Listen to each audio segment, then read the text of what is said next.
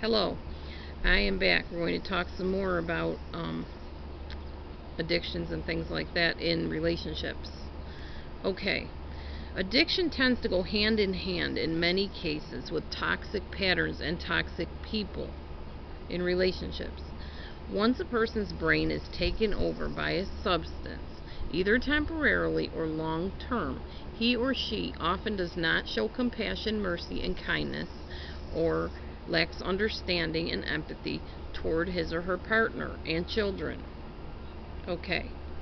The next part of this verse says, "Give strong drink unto him that is ready to perish, and wine unto those that be of heavy hearts. Let him drink and forget his poverty, and remember his misery no more. Open thy mouth, judge righteously, and plead the cause of the poor and the needy." Now here you might think, man, that's a contradiction. First you're telling us, don't drink. Now it's saying give drink to these people. Okay, I'm not sure what types of drinks were available back then in the Bible days, but it's clear to me that strong drinks and wine were seen more as medicines or tools of comfort for the depressed and the downtrodden people that were having trouble coping with things. They didn't have antidepressants or Zoloft like we do today, or whatever it is. The thing with the P, I can't remember what it's called. Prozac.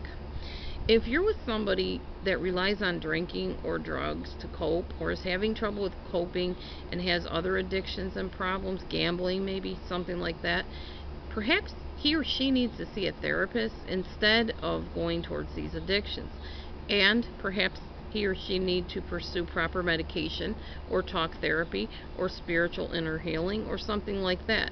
But the constant influence of any chemical can cause imbalance in your relationship. You don't want to look for people that are already struggling with these issues to hook up with in relationships, because you are asking for a lot of stress. Now, through the next part of this chapter, it's geared to describe a woman, but I believe we can also view relationships in a similar way to this. So, let's talk a little bit about what these characteristics are that we should seek for a healthy relationship. First of all, look for a person that's priceless. Somebody once told me, don't look for someone you can live with, look for the person you can't live without. That is so true, and many of you are in relationships that you feel you could live without some of the things that you've been going through.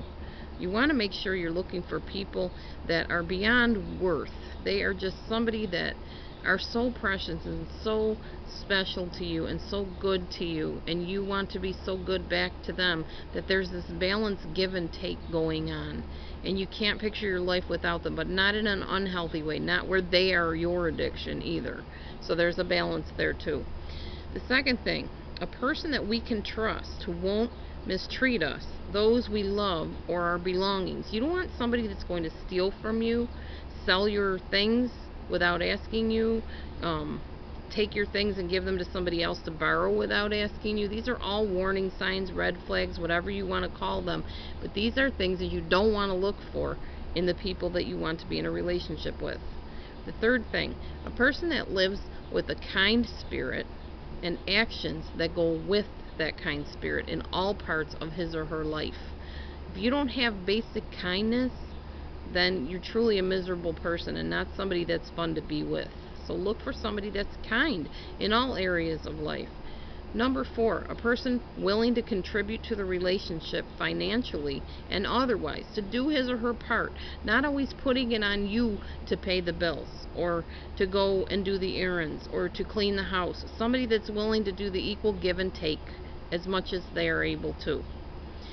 4, a person willing to, we already went over that. Number 5, this part was talking about a woman in the marketplace, this part of the book of Proverbs. But again, I believe it can pertain to a relationship in the sense that a healthy partner will do what it takes to glean information to help support the relationship. Nowadays, this could mean that the person's willing to reach out for resources as needed so that you can stabilize the relationship, such as allowing a mediator to come in and intervene, even a friend to sit between you and hear both sides and get you to hear each other, that kind of thing. Someone that's willing to do that. Someone that's willing to read books either together or on your own and then come together, however you want to do it.